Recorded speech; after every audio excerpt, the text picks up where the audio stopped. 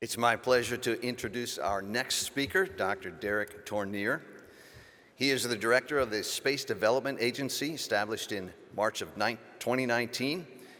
SDA is recognized as the Department of Defense's constructive disruptor for space acquisition. Please welcome Dr. Derek Tournier.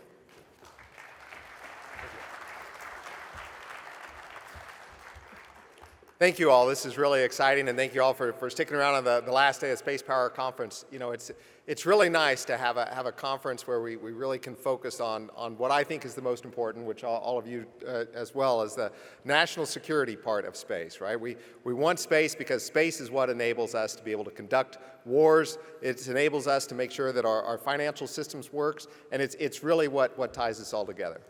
And so at the Space Development Agency, when we talk about national security space, what we're really talking about is enabling the terrestrial warfight. So everything we do is focused on these two capabilities. Number one, beyond line of sight targeting for any moving target. Detect them, track them, calculate a firing solution, and get that directly down to a warfighter as quickly as possible by doing all of that from space. Second capability, very similar, except now we're talking about advanced missiles and hypersonic glide vehicles. Detect, track, calculate a firing solution, and send that directly down to an interceptor, all from space, and do that in record time. Everything we do at the Space Development Agency is focused on these two capabilities. This is how we do it. So we do it by building up hundreds and hundreds of satellites, following two main pillars. Pillar number one, everything we do, proliferated low Earth orbit. Hundreds and hundreds of satellites in low Earth orbit. Pillar number two, we deliver these capabilities every other year in a spiral development approach. This is the architecture. So in the big center there, that blue circle, that's our transport layer. Hundreds of satellites, all connected in a mesh network with laser communication terminals. They move data, rapid speed, directly down to the tactical data link that's connected to the user, using existing radios that are already fielded with our warfighter. The power of this network really comes when you start to put data onto that transport layer, that communication layer in the center. That's what the circles around the outside are for. The one in the bottom right, tracking layer, that's missile tracking. Detect, track, calculate a firing solution, and get it to the transport layer to go directly down to a weapon or an interceptor. We do that for missile warning, missile tracking, missile defense. Missile warning, essentially old school launch detection, so that you can use that to trigger mutually assured destruction. Tracking, not only can now you detect the launch, but you can detect the missile as it's moving. Almost all missiles maneuver in flight now, so that you can initiate terminal air defenses, or you can at least tell people downrange to duck and cover. And then missile defense, that means that I can detect the missile as it maneuvers with such precision that I can send those data down directly to an interceptor with no other sensors in the loop. That's the tracking mission. When you go up to the top right, the custody layer, the custody mission. That's target custody. So this is ISR, so this is your electro-optical or your radar or any other method to be able to track these moving targets. Now we at the Space Development Agency are not building out all of those satellites, but we are working with partners as they build them out, including commercial partners, so that they can move their data directly onto our transport layer to disseminate that directly to the warfighter. This includes any new aspects of being able to do any kind of air target sensing and targeting. Detect them, track them, calculate a firing solution, and then send that directly down to the warfight. Top left, position, navigation, and timing.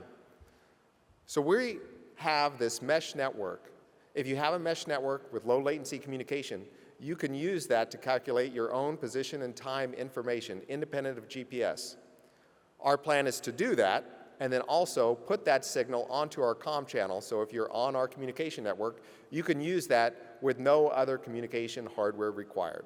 In the future, which I'll talk about a little bit in Tranche 3, we plan on demonstrating a broadcast signature. It's a lightweight signal service. It gives you quality not nearly comparable to GPS, but good enough so that you can tell whether you're being spoofed, or so you can sync your timing devices on your cryptography so you can actually continue to do the communication. And the bottom left circle, that's the battle management command and control processor. That's the software that makes all this happen. That's the magic.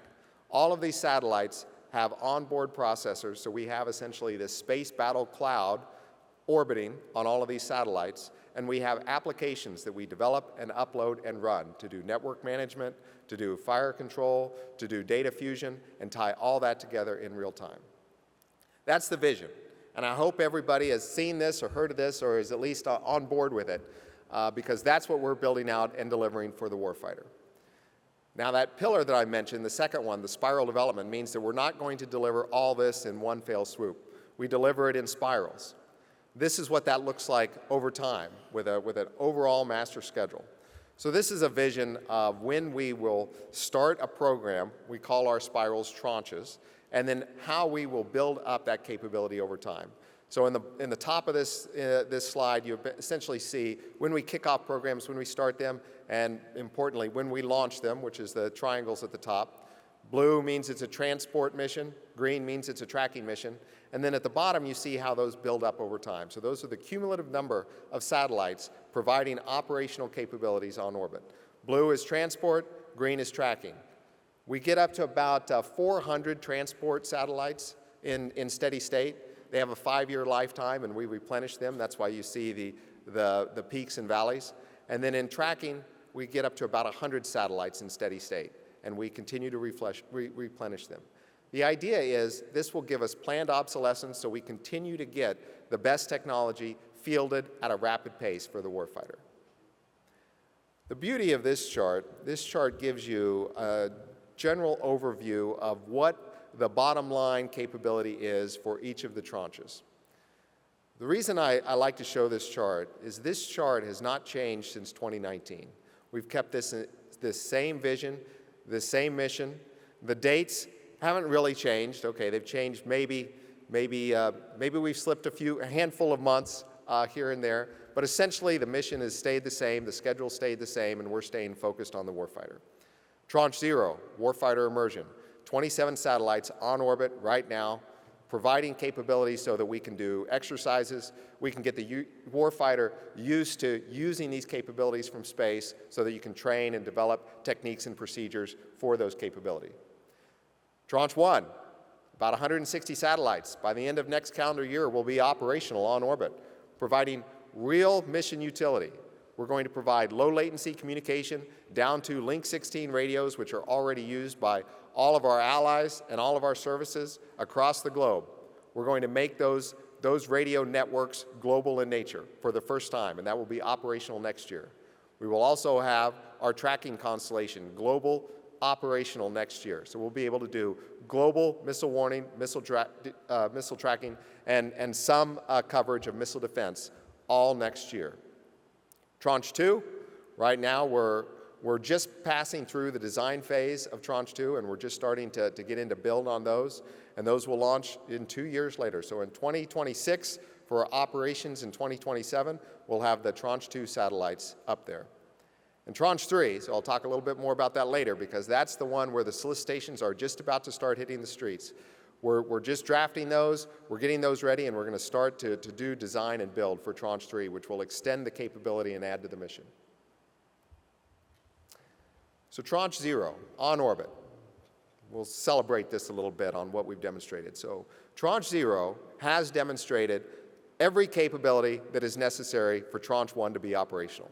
We now have full assurance that we know when we launch Tranche 1 next year, it will work. What does that mean?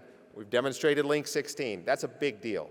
So Link 16 is a radio network that's been used since the 80s. It continually gets modernized and upgraded. We'll continue to use that for the next several decades.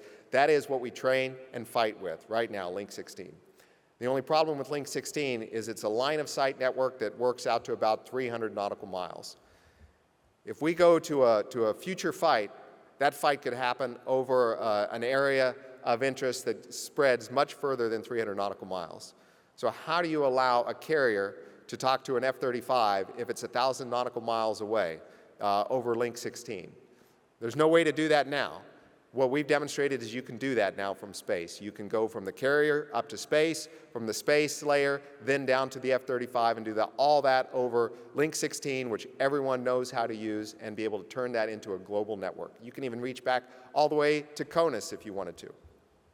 We've demonstrated wide field of view, A lot of people did not think that you could do the missile tracking mission from low Earth orbit. They thought the satellite in the background would move too much, so it wouldn't work. We've demonstrated that.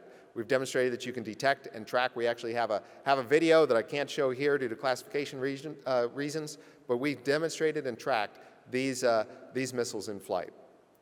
We've done optical links. There's only one step left on the optical links to demonstrate. We've demonstrated that we can go satellite to satellite. We've even demonstrated satellite to ground. We've been able to do tracking. What we haven't demonstrated, but we plan on demonstrating by the end of this year, so just over the next couple weeks, is actually going from one vendor to another vendor, satellite to satellite laser communication. So far, it's all just been intra-vendor. We expect to have York and SpaceX on Tranche 0 doing laser communications between themselves here in the next couple weeks. And the warfighter immersion, we participated in a lot of exercises so that people have really started to incorporate this capability into their future plans. Tranche 1, 160 satellites just around the corner, getting ready to launch, so we're pretty excited about that. We expect a launch of the first ones in April, and then we'll essentially have a launch cadence of no more than 1 month between launches. We're even trying to shorten that to get as many launches in and get the satellites operational in 2025 as we can.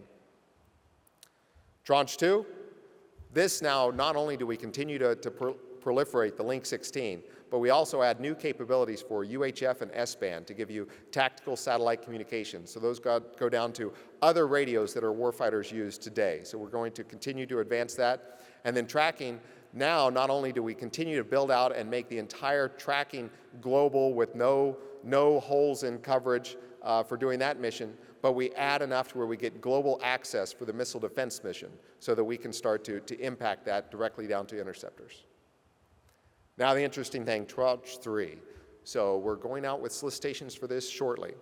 Tranche 3 we're doing a little differently than we've done in the past. We're going out with our program integrator solicitation before the satellite contracts get solicited. So the satellites will all be solicited early next year. But tomorrow, we're going to release the solicitation for our program integrator. The idea is we do not want an integrator that is someone that watches the space vehicle vendors build their satellites. In fact, what you'll see is some of that scope, based on industry feedback, was removed from the draft to the final. We want people that can come in and really concentrate on what are the interfaces, the interface control documents, and the interoperability testing that needs to be done to make sure that we can have multiple vendors working with one another to tie this into an operational system. So we hope to see a lot of bids there on that. You know, we have interested to see what industry thinks that scope and that level of effort is.